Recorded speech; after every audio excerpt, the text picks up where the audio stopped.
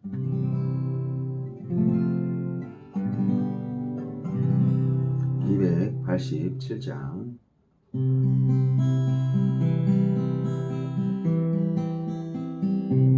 예수 앞에 나오면 죄사함 받으며 주의 품에 안기야 편히 쉬리라. 우리 주만 믿으면 모두 구원 얻으며 영생 복락 멸류관 확실히 받겠네. 예수 앞에 나와서 은총을 받으며 마음의 기쁨 넘치어 감사하리라. 우리 주만 믿으면 모두 구원 얻으며 영생 복락 멸류관 확실히 받겠니.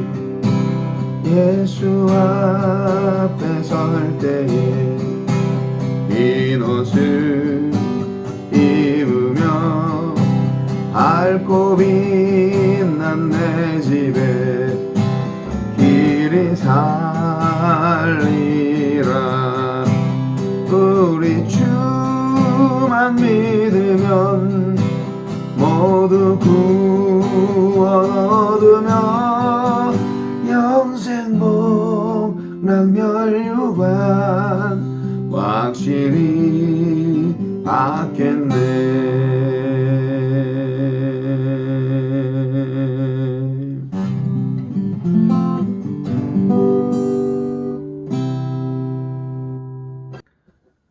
(4월 4일) 목요일 마태복음 23장 13절로 28절까지 말씀입니다. 마태복음 23장 13절로 28절. 화 있을진저 외식하는 서기관들과 바리새인들이여, 너희는 천국 문을 사람들 앞에서 닫고 너희도 들어가지 않고 들어가려 하는 자도 들어가지 못하게 하는도다. 화 있을진저 외식하는 서기관들과 바리새인들이여, 너희는 교인 한 사람을 얻기 위하여 바다와 육지를 두루 다니다가 생기면 너희보다 배나 더 지옥 자식이 되게 하는도다. 화 있을진저 눈먼 인도자여, 너희가 말하되 누구든지 정전으로 맹세하면 아무 일 없거니와 정전이 금으로 맹세하면 지킬지라 하는도다. 어리석은 맹인이여, 너희 것이 크냐 그 금이냐, 그 금을 거룩하게 하는 성전이냐. 너희가 또 이르되 누구든지 제단으로 맹세하면 아무 일 없거니와 그 위에 있는 예물로 맹세하면 지킬지라 하는도다. 맹인들이여, 어느 것이 크냐 그 예물이냐, 그 예물을 거룩하게 하는 제단이냐. 그러므로 제단으로 맹세하는 자는 제단과 그 위에 있는 모든 것으로 맹세하며, 또 성전으로 맹세하는 자는 성전과 그 안에 계신 이로 맹세하며, 또 하늘로 맹세하는 자는 하나님의 보좌와 그 위에 앉으신 이로 맹세함이니라. 화 있을진저 외식하는 서기관들과 바리새인들이여, 너희가 박하와 회향과 근제의 11조는 들이되 율법의 더 중한 바 정의와 긍휼과 믿음은 버렸도다. 그러나 이것도 행하고 저것도 버리지 말아야 할지니라. 맹인된 인도자여, 하루살이는 걸러내고 낙타는 삼키는도다. 화 있을진저 외식하는 서기관들과 바리새인들이여, 잔과 대접의 겉은 깨끗이 하되 그 안에는 탐욕과 방탕으로 가득하게 하는도다. 눈먼 바리새인이여, 너는 먼저 안을 깨끗이 하라. 그리하면 겉도 깨끗하리라.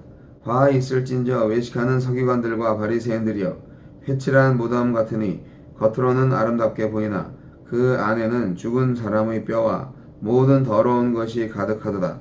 이와 같이 너희도 겉으로는 사람에게 옳게 보이되 안으로는 외식과 불법이 가득하도다. 아멘. 외식. 어제는 위선이었는데 오늘은 외식이네요. 네. 본문 말씀은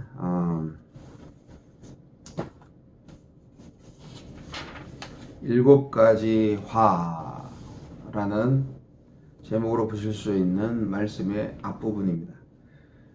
마태복음 23장 13절로 36절까지 말씀을 보면 일곱 가지 화로 요약될 수 있는 내용이 있습니다. 화는 누가 다 받냐면 바리새인과 서기관들이 받습니다.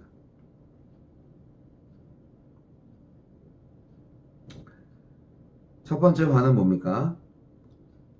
두 번째 화와 첫 번째 화가 자신뿐 아니라 구원을 얻으려는 다른 사람들마저도 실족해 하는 그런 행위에 대한 경고입니다. 그리고 세 번째와 네 번째 화는 하느님 앞에서 뭔가 좀 잘못된 가치 판단을 드러내는 경고입니다. 그리고 다섯째 화와 여섯째 화, 오늘 말씀까지 28절까지는 여섯째 화까지만 나와 있습니다. 이것이 바로 외식주의자들에 대한 경고를 말하고 있습니다. 팔복이라는 성경 말씀이 있죠. 복이 있나니 이렇게 말씀하신 것하고 좀 비교됩니다. 화 있을진저. 너무 무섭지 않습니까? 이 외식이라는 그 말은 헬라어의 의미를 보면 탈을 쓴 배우라는 의미가 있다고 합니다. 마태복음 전체에 걸쳐서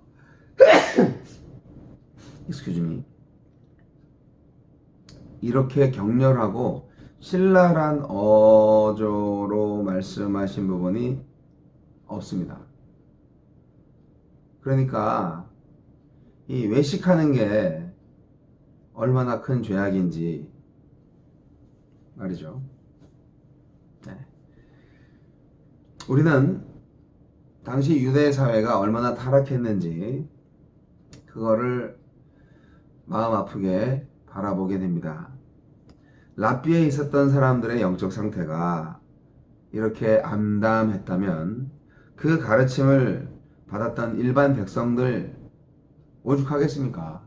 그들의 영적 무지를 얼마나 안타까워 하셨겠습니까?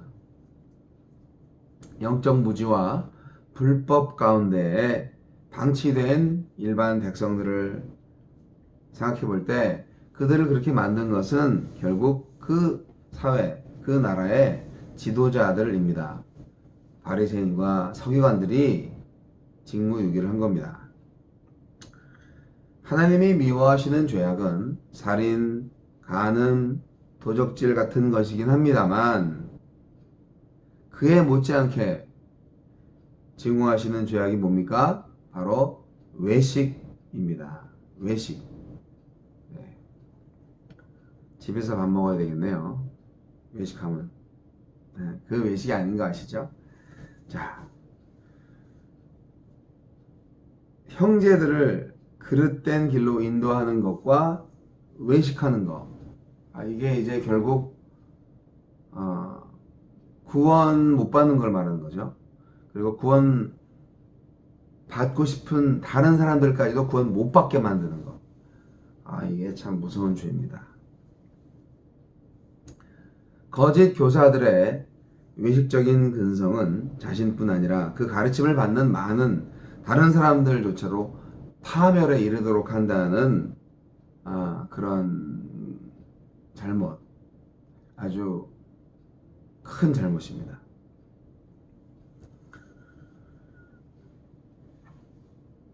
외식하고 위선은 비슷하지 않나요? 외식하는 사람들이 위선적이잖아요. 그래서 예수님 당시의 서기관들과 바리새인들은 위선적이었고 외식을 일삼았습니다. 그래서 일반 백성들을 정말 진리로부터 더 멀리 떨어지게 만들었고요. 잘못된 성경 지식을 통해서 결국 다 같이 지옥 갑시다, 그렇게 하고 있는 것이나 다름이 없었습니다. 율법이 그리스도를 증거하고 있음에도 불구하고 정작 율법을 연구하는 사람들이 그리스도와 원수가 되게 하지 않았습니까? 차라리 그 사람들이 없었으면 일반 백성들은 좀 더 쉽게 그리스도를 통해서 복음에 가까워질 수 있었을 것입니다. 바리새인과 서기관들, 그들은 백성들을 천국으로 인도하는 것이 아니고 자기 교파로 인도하기에 급급했습니다. 그리스도와 그 복음을 배제하거나 변절시키는 자, 결단코 지옥에 갑니다. 복음의 회방꾼이요 진리의 걸림돌이 되는 사람들 절대적으로 지옥에 갑니다. 여러분, 겉과 형식만 번드르르르하게 치장하기에 급급한 외식적인 태도, 이것은 가치관의 혼란을 초래한다는 것을 여러분 아시나요? 구체적으로 오늘 말씀하고 계시죠? 맹세에 관한 내용 합니다. 원래 맹세란 자신의 약속과 주장이 진실하다는 것을 상대방한테 인식시키기 위해서 하는 건데요. 하나님의 이름과 그분의 인격 앞에서 맹세를 했습니다. 사람들이. 일단 맹세를 했을 때는 아무리 사소한 것이라고 해도 반드시 지켜야 했는데요. 만약 불이행했을 때는, 그걸 이행하지 않았을 때에는 하나님의 거룩한 이름을 더럽히는 것이 되기 때문에 하나님의 징벌을 면하지 못했습니다. 그런데 그 당시에는 자신의 신앙과 경건을 대중들 앞에서 과시하기 위해서 맹세를 남발하는 사람들이 많이 있었던 것입니다. 특히 바리새인들이 그랬대요. 또 물질적인 유익을 얻기 위해서 거짓된 맹세 방법을 가르치기까지 했다고 합니다. 네, 맹세 함부로 하지 마세요. 11조에 관한 내용도 마찬가지입니다. 모든 산업과 삶의 주인이신 하나님이심을 고백하는 그런 거잖아요. 21조가. 하느님이 11조 없으면 못 사시나요? 하느님은 부자인데. 그리고 10의 1조만 하느님 건가요? 10의 10조 다 하느님 거지. 어쨌든 그 11조가 어떻게 쓰여지냐면 레위인들의 생계를 위해, 오늘날의 교육자들을 위해서, 또 성전 유지비 조달을 위해, 오늘날 교회 건물 유지비, 또는 사회적 약자들의 구제를 위해 기묘하게 사용되었습니다. 11조 헌금을 통해서 구제 사역을 쓸 수 있습니다. 예수님은 11조 자체의 문제를 거론하신 게 아닙니다.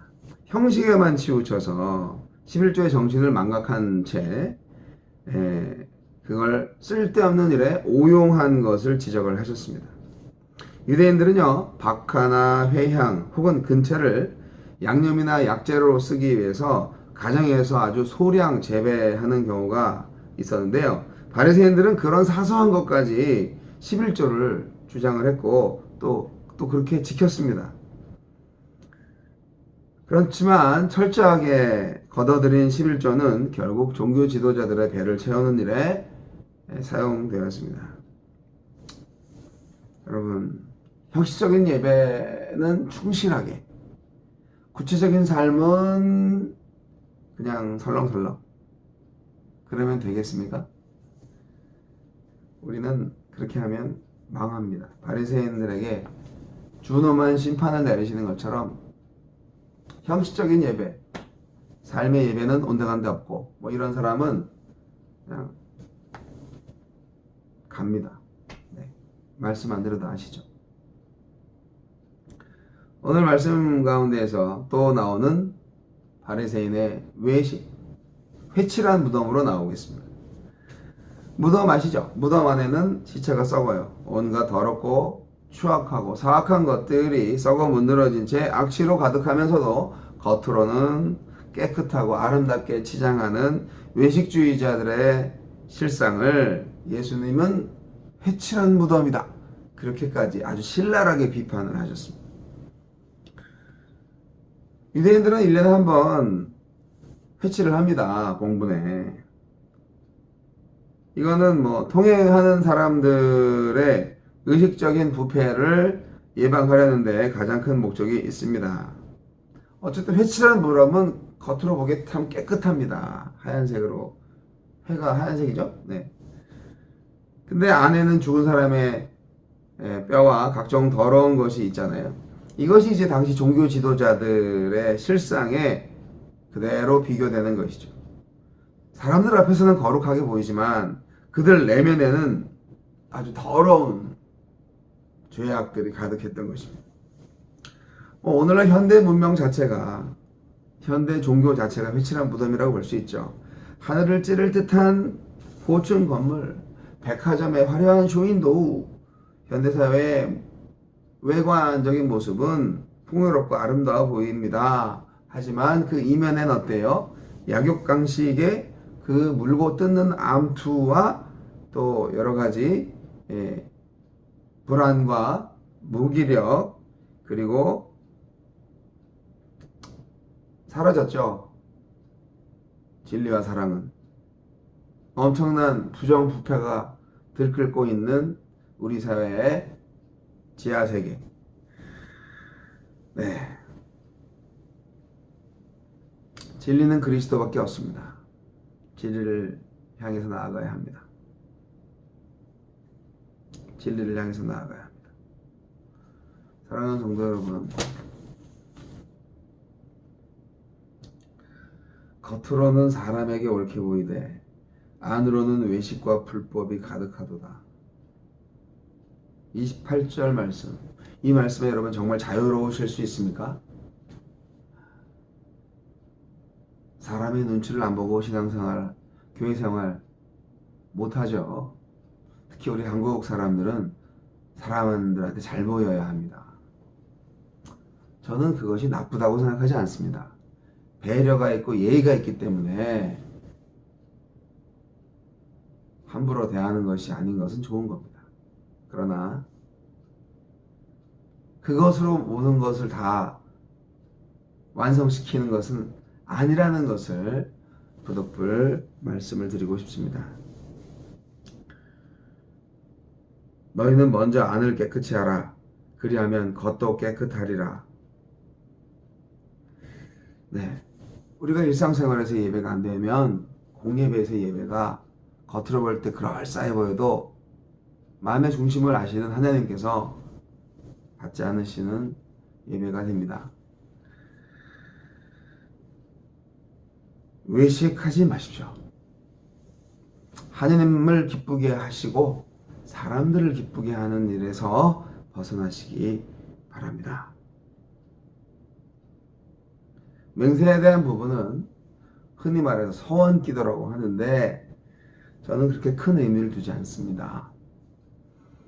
서원 한번 했다고 해서 반드시 그 서원을 지켜야만 하는 것으로 생각하는데 우리 인간은 연약하고요. 하나님께서 그 말꼬리 잡으시고 하지 않으십니다. 감정에 휩싸여서 서원 기도하신 것이 후회된다면 다시 기도하시고 본인의 자세에서 하나님과 다시 한번 회복된 관계를 누리시기 바랍니다. 꼭 주의 종 안 되셔도 됩니다. 거룩한 성도로 사는 게 얼마나 힘든데요. 저 역시 마찬가지입니다. 거룩한 성도로 살아간다는 것. 이 세상에서 구별되고 그러면서도 세상을 향해서 봉사하고 그러한 리더십을 발휘하는 성도의 삶 얼마나 어려운데요. 조금 힘들고 조금 욕먹고 살아도 조금 바보스럽게 살아도 진실하게 사는 것이 복이 있습니다. 우리 외식하는 자가 되지 맙시다. 예수님의 화가 두렵지 않으십니까? 기도하겠습니다. 하나님 아버지, 서기관들과 바리새인들은 예수님으로부터 지옥의 종이라는 그러한 책망을 받았습니다. 주님, 선생이라는 이름으로 사람들 앞에서 천국문을 닫고 선교사라는 이름으로 개종자들을 지옥으로 인도하는 것과 다름이 없습니다. 주여, 바리새인과 서기관들은 많은 사람들을 천국 백성이 아니라 유대 교인으로 만들려고 했습니다. 주님이 그걸 지적하셨죠. 우리가 천국 백성 안 되고 처취 멤버로만 있을 수 있다면 얼마나 비극적인 일이겠습니까? 주님, 눈먼 인도자, 어리석은 맹인으로 살아가는 그 외식하는 자들, 서기관과 바리새인들 뒤를 따르지 않게 하소서. 오늘 하루 진리 되신 예수님만을 꼭 붙들고 가게 하여 주시옵소서. 조금은 바보스러워도 용기를 내서 진실을 말하고 진리를 추구할 수 있는 저희들 되게 하옵소서. 예수님 이름으로 기도합니다.